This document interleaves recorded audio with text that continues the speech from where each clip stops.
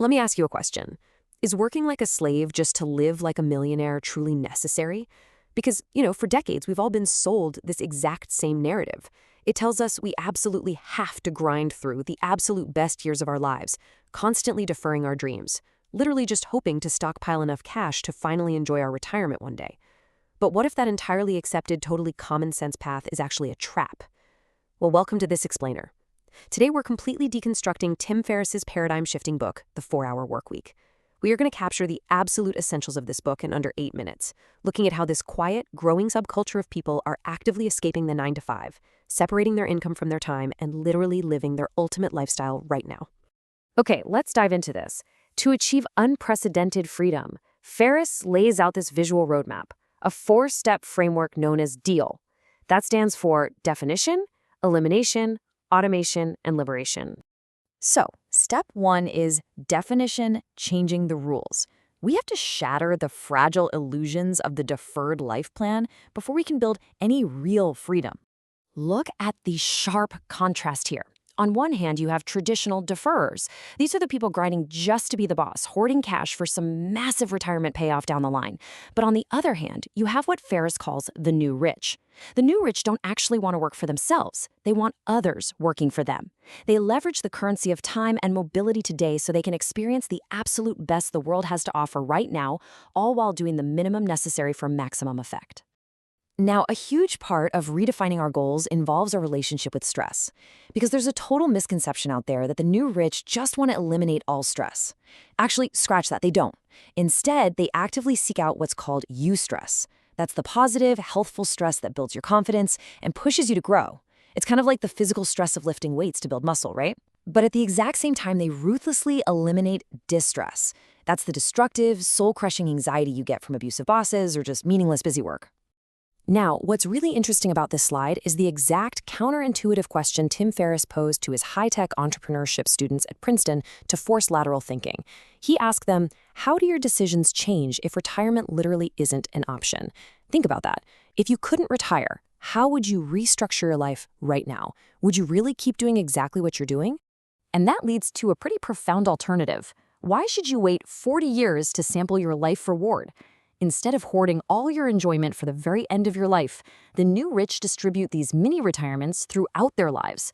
So they'll work in these highly focused bursts and then take a month or two just to relocate, learn a new skill, or travel the world. Before we rapidly transition to the next phase, I want you to reflect on this final, profound question from those Princeton lectures. Is it really necessary to work like a slave to live like a millionaire? The answer is no way. Because people don't actually want $1 million in a bank account. They want the lifestyle of complete freedom they believe that $1 million buys. Once you clearly define what you actually want to do, you'll probably realize it costs a fraction of what you think. All right, step 2 is elimination, doing much less. And let me just say, doing less meaningless work is not laziness. It is an absolute requirement for effectiveness. We literally have to kill the obsolete notion of traditional time management. And to understand why, we have to look at Parkinson's law. This law states that work expands to fill the time available for its completion. It makes perfect sense, right? If you're handed an 8-hour workday, you will naturally invent minor, totally unimportant activities to fill up all 8 hours. You'll endlessly check email, shuffle papers, go to pointless meetings. But imagine you suddenly had a personal emergency and had to leave the office in exactly 2 hours. You would miraculously get the exact same amount of critical work done in just 2 hours. So, how do we actually multiply our productivity by eliminating the unimportant? Well, first, you embrace a low-information diet. Cultivate selective ignorance. Just ignore the news and trivial information that doesn't impact your immediate goals. Second, abandon the incredibly destructive habit of 24/7 availability. Put down your digital leash. And third, batch your routine tasks. Don't check your inbox 50 times a day. Check it once at noon and once at 4 p.m. That's it. And this brilliantly illustrates Ferris's specific rule of using email instead of face-to-face meetings to kill the cycle of office interruptions. Mastering the art of refusal is a game changer. You want to force people to define their requests clearly before they consume your time. By replacing a rambling 30-minute face-to-face meeting with a concise 2-sentence email, you instantly take back your absolute most valuable asset, your time. Which brings us to step 3, automation. Outsourcing your life. This is where we enthusiastically begin separating our income from our time. So the crucial point is that you must never automate something that can be eliminated, and never, ever delegate something that can be streamlined first. Because if you do, you're just wasting someone else's time, which ultimately just wastes your money. The core rules of automation require us to cut the fat first. Then, we test our remote management skills by hiring virtual assistants. Think of this as training wheels for giving really clear, concise commands and building an architecture that runs entirely without you. This powerful quote from Bill Gates totally underscores the entire philosophy. Adding people or technology to a broken, inefficient process just multiplies your problems. But once you've refined your rules and pared down your tasks, adding a virtual assistant or automated systems will exponentially magnify your efficiency while dropping your personal time investment to near zero. Finally, we reach step 4, liberation, escaping the office.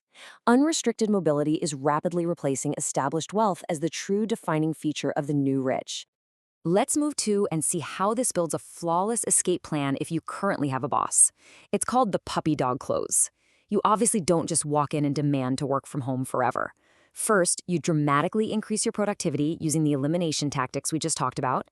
Then you call in sick for a couple of days but actually work from home, proving with hard data to your boss that your output goes up when you aren't distracted by office politics. Next, you propose a highly productive, fully reversible trial period, say working remotely just 2 days a week for 2 weeks.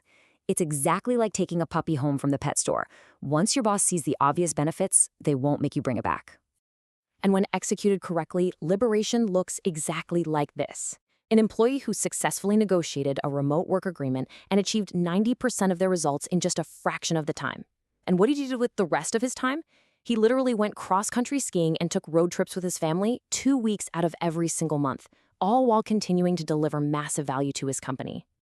As the capstone to this explainer, I want to leave you with this incredibly bold quote from Albert Einstein. The deferred life plan, the traditional 40-hour work week, the mandatory office commute, these are just fragile collections of socially reinforced illusions. The rules of the real world are entirely negotiable if you have the courage to define what you want, eliminate the trivial, automate the process, and liberate your location. So I'll leave you with one final, provocative thought. Once you finally subtract that endless, meaningless work from the center of your universe, what are you going to put in its place? When you suddenly have the time and the mobility to do exactly what you want, who will you become? It's a terrifying, beautiful question, and the answer is entirely up to you. If you enjoyed this, subscribe to In 8 Minutes and never miss what matters.